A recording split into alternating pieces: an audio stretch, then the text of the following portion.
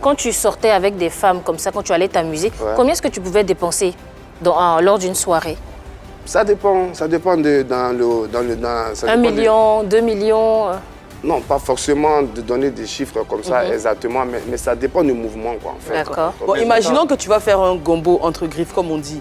Tu as peut-être 1 million de cachets. Après le spectacle, quand tu sors, tu dépenses la totalité? Voilà, quand je sors, je vais forcément sortir aussi et m'amuser, parce que j'étais très jeune. D'accord. Donc, comme ça que je dépense aussi. Maintenant aussi, est-ce que tu te faisais entretenir par les femmes parce que tu chantais, tu faisais la promotion des femmes? Est-ce que... Non, pas en ce moment-là. C'est dans le moment où je fais sortir, à partir du moment où je fais sortir Hommage à Massiné Assez, c'est là, à partir de là que je commençais à croiser des femmes.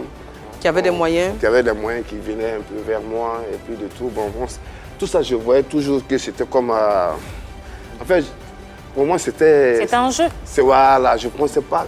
en fait, je n'avais pas préparé que quand tu viens chanter, c'est un métier que tu viens faire. C'est-à-dire que si on comprend bien, de toute façon, tu t'amusais avec les femmes quand tu as eu le succès là. C'est ce qui t'a amené à un moment donné de ta vie à tout abandonner. Tu déprimais, tu voulais même te donner la mort peut-être même.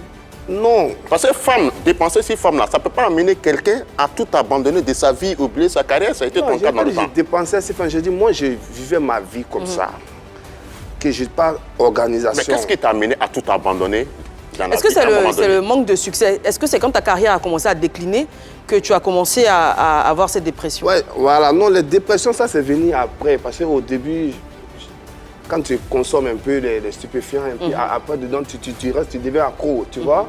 Et puis, quand tu deviens accro, tu es pris, donc tu continues. Donc, c'est ça. C'est sur le conseil de cet ami en question que tu as pris conscience, c'est ça?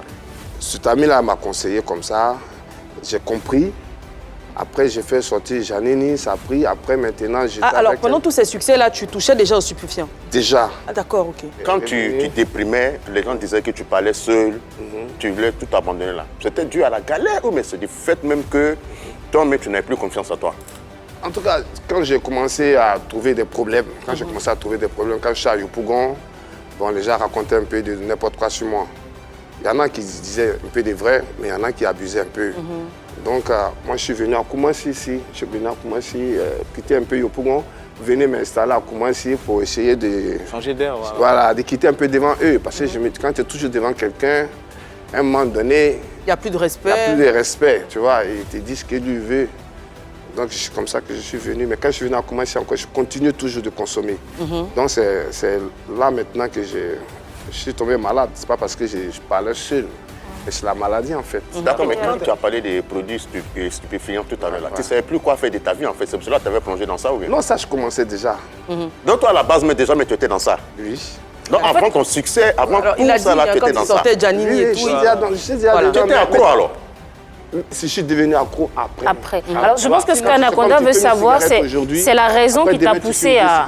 Non, c'est même pas la raison. C'est la raison qui t'a poussé à commencer. Pour d'autres, on va dire, il y a des problèmes à la maison, ils ne s'entendent pas avec la famille. Déjà, à la base, pour certains également, le succès pousse. Voilà. Est-ce que c'était ça? Est-ce que c'est le succès que tu n'as pas soit su gérer? C'est complètement le déclin, soit au contraire, c'est le succès qui emmène certaines personnes à toucher à peut-être qu'avant de chanter, mais il était déjà dans ça. Est-ce qu'avant de commencer ta carrière, tu...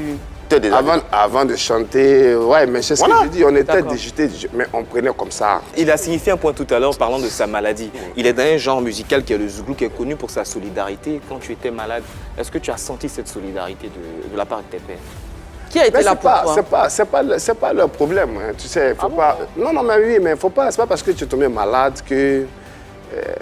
tu vas dire non, pourquoi lui n'est pas venu me voir, pourquoi celle-là n'est pas venue me voir. Donc, non, mais parce que les faiseurs de Zouglou, vous avez déjà une association. Exactement. Et puis également, le Zouglou est très souvent encensé pour la solidarité de ses membres.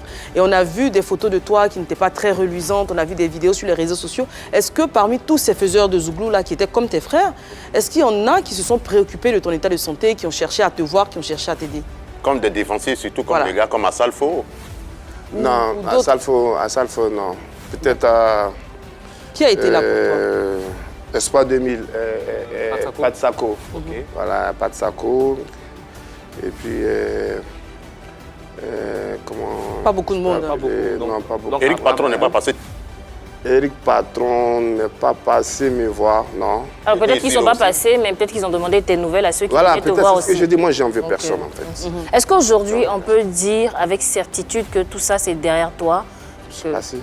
Quand on se voit, on n'a pas de soucis. C'est pas évident que tu sois aujourd'hui quelqu'un de frais, quelqu'un qui a un moral haut. Parce que déjà, mais tu portes un t-shirt, on voit la photo de quelqu'un qui est en détresse.